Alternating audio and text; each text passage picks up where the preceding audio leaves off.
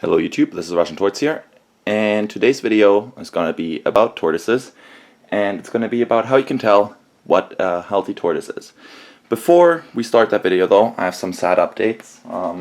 Not terrible, just a little bit disappointing. I had to get rid of Noel. I had to sell my box turtle because I'm going to Germany over the summer and my parents could not watch over all my pets. And also, I'm going to be selling the lizards. There's someone who's going to come look at them this week, and obviously I'm making sure that they're getting a perfect home and everything. It's still upsetting because I really like my pets, but I have to get rid of them, find them a good home. Getting rid of them sounds like such an awful term. Really, it's have to find them a good home, make sure they can live the rest of their life there happily ever after, because I can't take care of them over the summer because my dad invited me to visit him in Germany over the summer. And I don't get to see him much, so there's my justification. So today's video, there's Patilla the mad tortoise again, is going to be about how you can tell what a healthy tortoise is. She's going to be even more mad because I'm going to be picking her up. I also have this sheet of paper here where I wrote all my things. And you're going to hear a bit of rustling of paper because I need to balance that somewhere. Alright, so first thing is, first, we're going to talk about some things that you can, check at home to make sure your tortoise is healthy, and then at the end there's some things that you can check at home. You have to go to the vet because unless you have tools that normal people don't have access to. So first thing is a consistent weight. So just buy yourself a kitchen scale. Obviously I didn't prepare well enough for this video, but if you guys look at my previous videos, I have a little Excel spreadsheet where every month I record my pets' weights, so I know if their weight stays consistent. Now it's okay for tortoises to lose weight if there's a reason for it. So if your tortoise is hibernating, yes, it's going to lose weight. That's normal because it's not eating at the time and the body is still using resources. But if your tortoise is eating, it should be gaining weight or maintaining weight. A rapid loss of weight while the tortoise is still eating healthily is an indication of internal parasites or something else wrong with the tortoise, which would warrant a visit to the doctor. Second thing that you can check at home is no external parasites, so stuff like mites, that sort of thing. I'm going to pick her up now while she's eating. She's not going to be very impressed.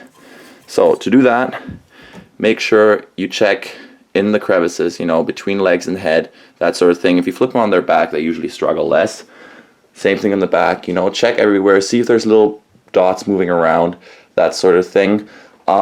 This is not, of course, a complete check. You can't really ever be 100% sure, but just pick your tortoise up once in a while, look her over, make sure that she's fine, or he. Next thing, while we already have her, is check the beak. So look at the beak and see if it's overgrown. The camera's getting really grainy here. I think that's better. So look at the beak. The beak should not be longer. It shouldn't be growing over the tip of her bottom jaw, if that makes sense. So as you can see, her beak's a tiny little bit too long. It's not bad. I'm keeping an eye on it, but it might need trimming. Next thing that you can also monitor at home is look at claws. So look at claws, see if they're schlong. The way you can see if they're schlong, which you can't really see in this video unless I hold her against light. Give me a second. Very unprofessional. So maybe if you look in her claws there, you see that there's kind of a darker part in there and a lighter part. The darker part is, she just pooped on my schoolwork. Thank you, Patilla. The darker part is called the quick, and you want to trim the nails only up to the quick, because otherwise they start bleeding. I'm going to put her down because clearly she's stressed. My poor schoolwork. So yeah, make sure the nails are trimmed down to that. You usually don't need to trim them as long as you put rocks. So you can see you got lots of rocks in this enclosure and rough surfaces, so like ceramic bowls, that sort of thing. In the cage, usually you don't need to trim them back yourself. As you can see though, Patilla has fairly long nails that might need trimming in the future, even though she has all these rocks and rough surfaces in her cage. Let's see what's next. I got beak and we covered claws. Next thing up, we can check at home is a healthy skin. So Patilla's walking away and I can't reach her back there, so you're gonna have to imagine looking at Patilla. She's kind of mad right now. So pick up your own tortoise, check her skin. Her skin should be smooth and there should be no dried parts that are crumbling and falling off. If there's dried parts on their skin, it means that they're dehydrated, their skin's not, what do you say, I guess, their skin's not hydrated enough. And what you do to prevent that from happening is you give your tortoise weekly baths. So your tortoise, depending on what species it is going to hate it or be okay with it. Russian tortoises generally absolutely hate baths, so you're going to need to put it in a container that it cannot climb out of. I have this pretty big box up there. She can't climb out of that. And give her a bath. Make sure the water is obviously dechlorinated. Next thing after the healthy skin is the healthy shell. So you want to make sure the shell is smooth and not pyramided. So I'm going to move the camera down a little. So if you look at her shell, if she stops charging, it's fairly smooth. There's no bumps on it. Maybe a little bit, not too bad though. And you can see it's fairly smooth. Pyramiding is just a sign of either not enough calcium in the diet or too much protein. Just an unhealthy diet. Not high enough humidity when they're young can also cause pyramiding. And it's just something that you want to prevent. When the tortoise is older and already has pyramiding, sadly there's nothing you can do to reverse this. The shell's always going to be bumpy. But as long as you switch their diet to being healthy, so lots of calcium powder, you hydrate their skin and their shell enough, and you don't feed them any protein, because they're tortoises, they're herbivores, your tortoise is going to have fine. The pyramided shell is not going to hurt it. Next thing you want to check is you want to actually look in their eyes and see if their eyes are clear. So Patilla's eyes are black and clear. There's no sort of bubbles around the eyes. That sort of thing will be a sign of disease. Same thing for their nostrils. Check the nostrils, see if there's any bubbles around there. And if there's no bubbles there, tortoise should be fine. If there's bubbles there, not so good. All right. Had to move the camera again. And I think that's almost everything.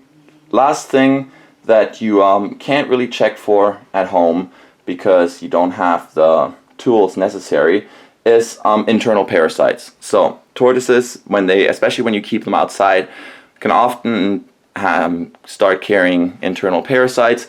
They're not deadly to the tortoise necessarily, but they might, eat the tortoise's food when the tortoise is trying to eat it. So that is why sometimes when tortoises eat and lose weight, it's a sign of internal parasites.